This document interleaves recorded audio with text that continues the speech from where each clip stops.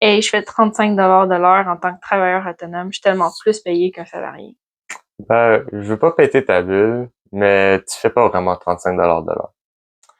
La raison pourquoi, c'est que si tu charges vraiment 35 $ de l'heure à ton client, ben, faut que tu viennes enlever dans un premier temps les dépenses que tu as faites pour ton client. Donc là, on vient déjà de faire diminuer le montant. Là, un employé a 50% de ses avantages sociaux payés par l'employeur. Toi, en tant que travailleur autonome, tu payes 100%.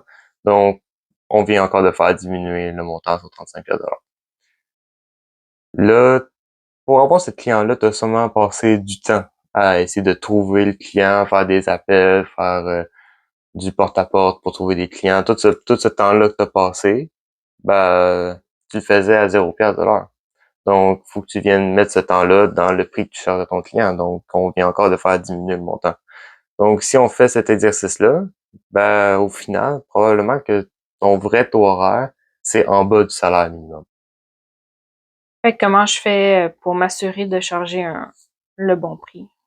Avant de charger un prix à ton client, surtout dans un domaine d'entreprise de service, donc c'est vraiment le service que tu donnes à ton client qui fait ton revenu. Donc, c'est pour ça que la plupart des travailleurs autonomes d'entreprise de service chargent un taux horaire. Faut que tu t'assures que ça couvre certaines dépenses. Premièrement, tes dépenses d'équipement. Faut que tu t'assures que dans ton prix, tu as une petite marge qui peut payer et justifier l'usure de ton équipement. Ou si ton trajet, si ton client est vraiment loin, fais sûr que ton prix couvre tes dépenses d'essence et aussi d'usure de ta voiture. Vu que tu es une entreprise de service, souvent ton client, il est pas toujours récurrent. Donc, faut toujours que tu cherches des nouveaux clients.